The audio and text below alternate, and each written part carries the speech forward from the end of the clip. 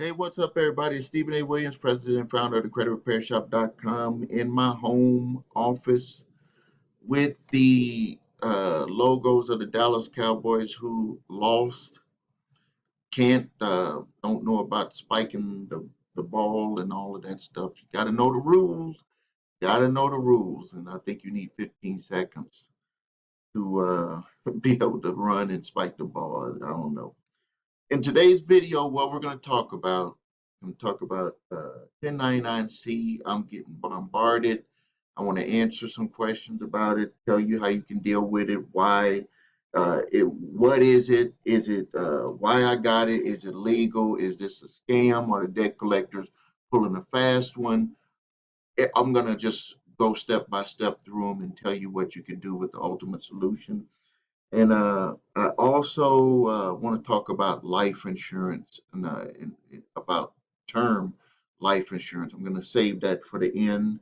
As you all know, or some of you know, one of my employees with one of my other businesses that I own, she is a long-term employee. I mean, well, since she's in her early 20s, now I think she's about 33, 34 years old. Been working for me for a long time, and last Thursday, and this is just in case you're watching this video years later, last Thursday of 20 of in Jan last Thursday, the last Thursday of January 2022, she lost her husband and her father-in-law in a car accident, and it, I'm still shocked. You don't know what to say to a person. You really don't know what to say. I mean, like talking about turning someone's life upside down multiple times, losing the husband, and I know that they were tight. They have two children. They're always with each other. They go to church. I mean, I'm just saying, did it the right way, responsible. She worked. I'm talking about a young lady. I remember years ago when I made a decision between her and another gentleman, and they were both very good people, but something just told me that I should go with her when I made a decision on keeping one of them when I was letting one go. And she's been with me since, and she's grown and very responsible individual. And but she lost both of them, same accident. And I'm giving her guidance. The family is there for her, church is there for her. But I want to talk about this. This is the hard thing. I've done it in my other videos. When a good friend of mine passed away, that was on oxygen and just in the parking lot at coming from Walmart. He forgot something in Walmart and turned around. He's on oxygen. He was running out of oxygen in his tank. Turned around to go get it. By the time he got back to the car and in the car, he could not switch the oxygen tank and he died. Like he didn't have to die at that time, but he died. And I had talked about at that time that he left his family. They had uh, uh, a business, so he left them a business. They were able to sell the business, but I had also talked about at that time that I believed that if he had term life insurance, that it would even be a little bit easier on his family. And for some reason, in their culture, they don't believe in doing something like that. They do believe in leaving for the family, but they don't believe in doing something with term life insurance. Everybody's different. I just think that term life insurance is like the most selfless act that an individual can make. I've always had term life insurance for my family, so if something happened, accident, anything, uh, I would not have to worry, but I know that they wouldn't have to worry. I mean, losing the person is hard enough, but then to have to regain and catch yourself financially can be devastating. And you have to be able to maintain yourself financially so you can get over the emotional part. So let's get into the 1099-C. A 1099-C cancellation of debt form is generated from the original creditor or debt collector or whoever has the debt. and they're going to send that to the IRS. And this is like I quit. I call this the I quit form when it comes from an original creditor. They're like, we not going to get nothing. It's over. Or maybe they settle. Most of the cases on the 1099-C is when they settle. But it's like the hands are thrown up, it's all over.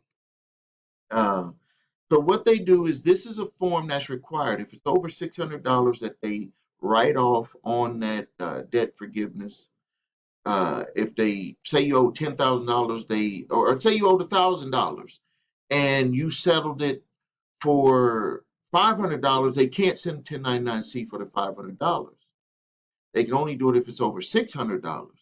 So if you settled it for $400 and it's $600, then they can send a 1099-C and say, we want that additional income to be added on to Mr. Jones because we gave him a break on the debt. Now, let me tell you the reason and the thought process behind this.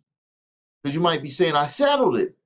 You offered to take it for less. You offered to take a loss. Well, the way the law is written is that they're going to allow them to get an additional write-off, and then the IRS is going to say, that's it, Mr. Jones, that's additional money that you got, and we want to tax you on that. We want you to pay taxes on that. Now, before you get scared, there's numerous ways out of it. This happens with companies with Chapter 11, happens with bankruptcy, with individuals all the time. And even if you didn't file bankruptcy, there's still a way out. So we're going to get into that.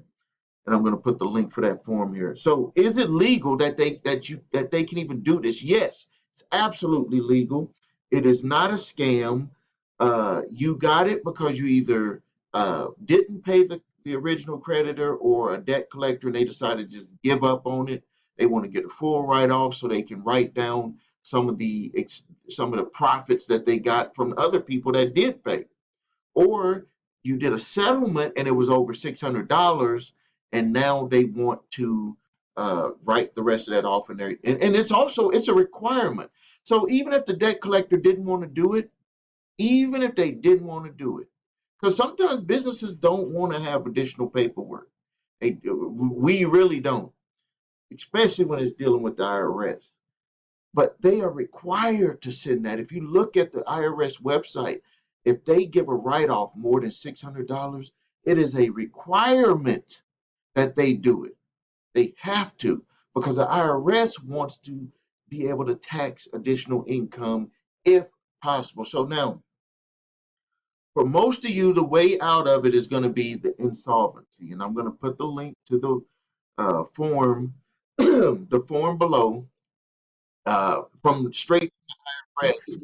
So you can see it's just a few lines that you have to fill out. Basically, bottom line, what it comes down to, bottom line, if, excuse me, with all of your assets, that you have, and then they're going to insert that as additional income if you don't pass this test. You're going to get a waiver for your assets. If your assets are more than if your liabilities are more than your assets, you're already insolvent. So if you maybe have, $10,000 in the bank, you have a house, but it's not paid off. You have a car, it's not paid off. You got credit card debts not paid off. You're already past the test to be insolvent because you don't have the money to pay it. This is like the rich people's thing where they just want to catch a rich person that's trying to, say, hey, I don't have no money, I don't want to pay on this. And just a way to get some additional tax money. But if you pass that test, which that's really what it comes down to, if you go to a tax preparer, and I'm not a tax preparer, make sure you sit down with one if you need to, if you can't understand the form, but that's basically what it comes down to. You can have a car, your house, all of your stuff, but if you owe money on that, you're upside down, really, in a way, upside down with your income and your liabilities. You're insolvent. That's just the term. That's the definition of being insolvent. If everything was paid off and you got your income and stuff, might be a different story, but most people, I've never ran into people that were not considered where either it was insolvent or you just had write-offs. Like I have a customer that has multiple restaurants. We did over $100,000 in credit. And for this customer, he didn't even have to pay any of it. We ended up just getting straight 1099s, which is you had to be have a very tempered mindset and uh, very patient. It took us 4 years on that, but he didn't have to pay over 100 and some thousand in credit card debt. But he had businesses to be able to write off on that debt. So even though he wasn't insolvent, his expenses that he can carry over on himself was able to allow him to be able to be insolvent. So don't worry. We get those 1099-C debt cancellation of debt forms. Don't worry. You won't have to have that as an additional income. I'm going to put the link for the worksheet on it, and you will not have to worry. Now, let's quickly talk about one of the most selfless acts that an individual can make for their family, and that is getting term life insurance. I am not an insurance person. I am not don't have no link for insurance below me. This is strictly from me to you, the heart, whatever you want to say it. I think that if you have family members or someone that is depending on your income, you need to have some type of emergency insurance in place. So if something was to happen to you that you wouldn't have to worry. You know, I know my audience and y'all care about your family members. So you don't want them to have to struggle. You don't want to leave them with debt up to their eyeballs and kids and family. You just don't want to do that. And I know it's tough. I know it's tough, but it was a decision that I had to make. And things that you don't benefit on directly, like this is like a benefit of possibilities. Like if something was to happen, that's the only way that it's going to benefit. And it's not going to actually benefit you. It might benefit you if uh, like say for instance, you were dying and you had a chance to think about your life and what was going to be happening. Like you're dying and you had some minutes and you're telling someone, "Hey, please tell my family that I love them," and you had that last moment of, what am I leaving them with? And it would be something that you would say, I'm at peace with myself, because I know that they're at least on financially part is gonna have a way to recover, losing the individual. Not gonna, it's gonna be very hard and take time on that.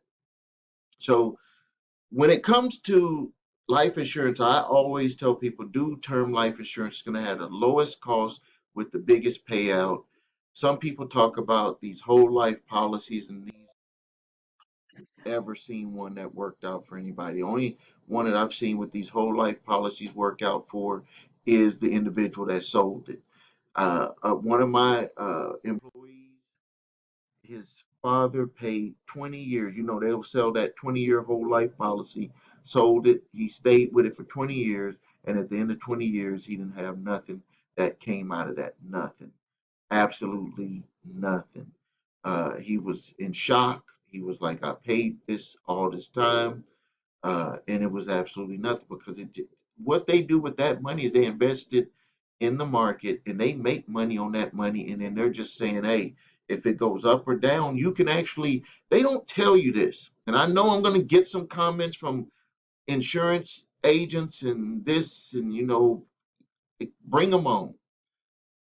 What they don't tell you is that with a whole life policy, if the market does bad, there is a small print that states that it does have to make over a certain amount or they will not guarantee it. They always say that it's guaranteed. One of my business associates got this so-called guaranteed income, and I'm in my 50s. He's in his 50s, a little bit older than me. He's getting close. And he was like, Steve, I'm going to have my business and my guaranteed income. And then he called them. I said, call him up. That sounds good. Maybe I want to do that. And he called him and they said he's not going to have nothing really like $500 that's going to be coming in. And it's going to be every 3 months. And I was like, what the hell? How much they promised you? He said it was going to be $2,000 a month. He had gave them years ago $100,000, and the money that he has now is a little bit over $100,000 for years. I made in one of my stocks, I made over $100,000 in 1 year, and I only invested $25,000. 25,000, I made 100,000. He invested 100,000. What 10 years ago? It was more than 10 years ago, and he didn't. He barely had over $100,000 in the account. And then they're promising that he's going to have. The promise was $2,000 a month, and he's not even going to have $2,000 a month. They said the way it looks right now, you're going to have every few months $500. I was like, man, it's incredible with these things. The person who benefited was the person who sold it. He did end up closing that out and just got the money out. He said I could just save money faster than what they're doing, and he does have money, he has business, he has buildings, so he's okay. But other people I've seen get hurt, like my other employees. Uh, Father, he got hurt with this. This is not good. My employee ended up having to buy a house for his mother and father, and just renting it out to them barely for anything, just to pay the mortgage on it, because he was like the situation. They thought that they were going to be able to make that money every month, and they're not going to be able to make it. I got to help them out. So investing, if you haven't done so, the first part of the piece of it is getting the whole term life insurance. Second part is you need to think about some type of disability insurance. The way that I set it up for myself is uh, because I have income from multiple businesses, I have savings, investments. Is I just said I want a policy that if I'm put into the hospital, obviously my health insurance pays, but I wanted a payout that would just be just a direct payout to the family, do what needs to be done. Uh, because if you take one person out, there's always going to be some unbalance, because there's things that I do that they don't do, things that they do that I don't do. So we all need each other. So what I did is I used a company, and as a matter of fact, they just sent me my quarterly statement, a surety life insurance company. I've been with them since I was in my early 30s.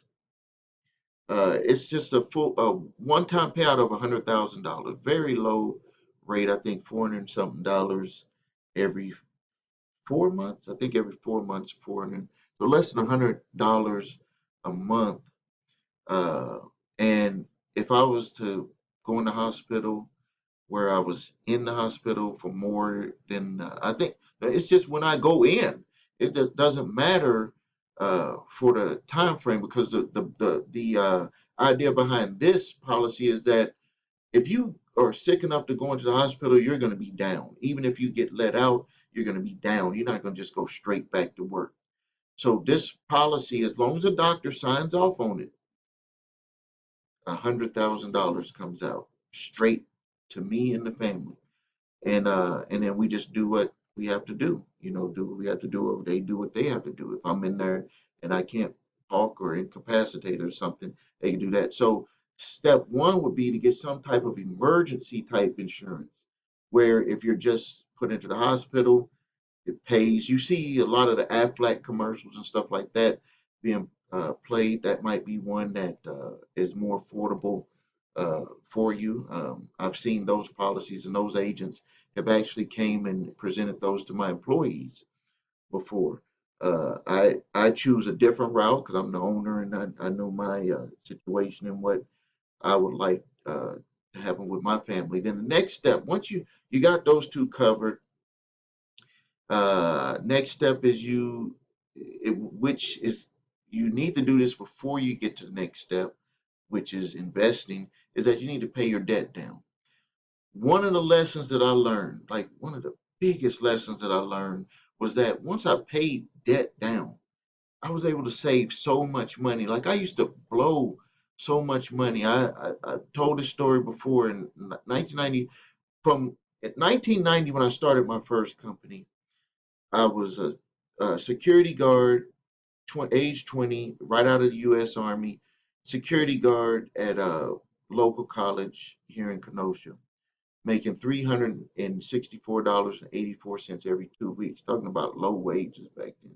It's like $6 and something per hour. They gave me a raise of $6.50 an hour. I worked that job for 8 months.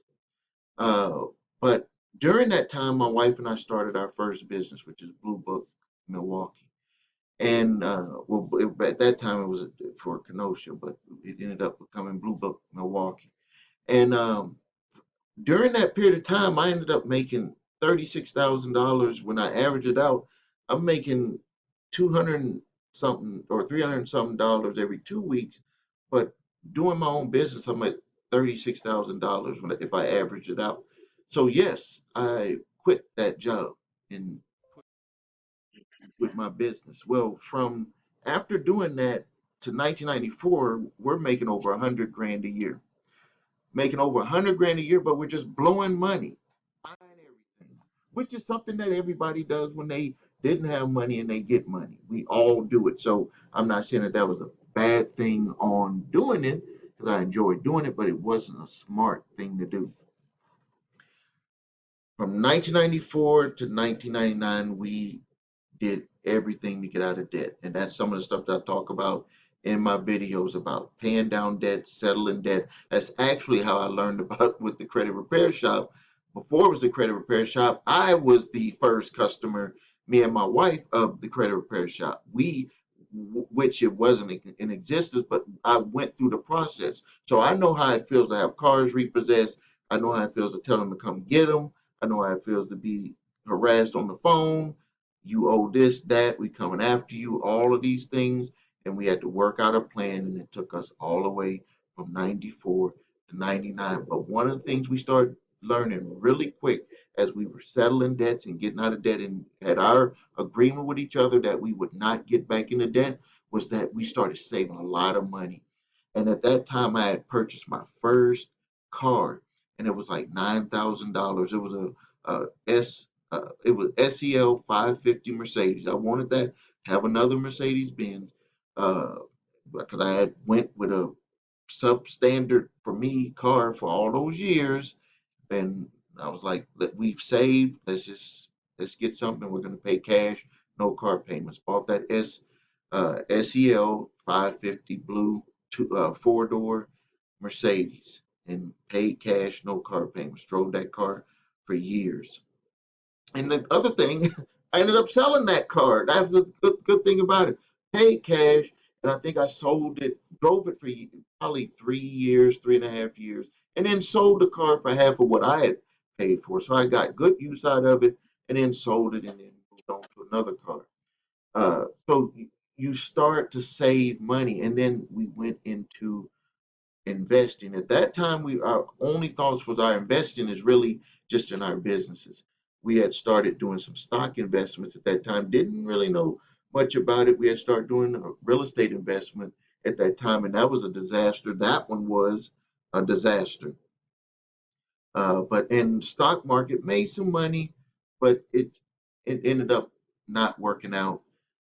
Later down the line, mind was right, thinking was right, made uh, like doing properties, probably over $300,000 in profit, stock market investing, hundreds of thousands of dollars in profit, uh, numerous times, and just picking companies that we believe are good companies, not trying to be like some type of guru or something on them. Just stuff that companies that products and services that we use, and just over time did really well. So you go from the your the first step life insurance, term life insurance, not whole life, term life insurance, an emergency type fund if you save some money, and an emergency type insurance that can pay out to you and the family if you get hospitalized. The next one is getting out of debt, paying your debt down, and then investing for your future. You do those, you'll be sitting like me here behind the camera and doing what you love to do, talking to people and letting them know about your life experience because it will be able to help them. And there's some good things that I know the people that are still watching this video. We're 25 minutes into this video, and I know that one of you has great information that you can pass on to people, and you might do it here on YouTube, you might do it in workshops, you might do it somewhere. This is an information driven society now. Right now, for me, this is like what I dreamed about back in the 90s. Like I used to want to be on TV and radio, and I ended up being on TV and radio. I had an infomercial on TV, national TV, and I was interviewed on a lot of radio shows, probably over 100 and something radio shows, and it was fun, but it was not something that was sustainable because you had to reach out to people. There was more human interaction on if my information would be able to get out there. Now it's flipped. You can post on YouTube, you can post on Facebook, Instagram, TikTok, all these different platforms, and you are actually in the seat of the individual because you're putting your content out there and you're drawing people to you. You're using a universal aspect rather than someone's, uh, uh, you know, if they want to let you on or not, so to speak. So I'm going to end the video here. I'm going to put the link for the 1099 form below the video. If you need help with your credit, please visit us at thecreditrepairshop.com. Watch the video, What Makes Us Different. If you need your credit reports and scores, go to the website your3scores.com. If you need my 3-pack of debt collection letters, the letter for statute of limitations, if they're trying to come after you and you notice past statute of limitations, that link is below. The debt validation and the cease and desist collection activities letter. Thank you for your time. Make sure that you subscribe to the channel. Make sure you like the video. I really thank you for your time. This is Stephen A. Williams, President and founder of thecreditrepairshop.com.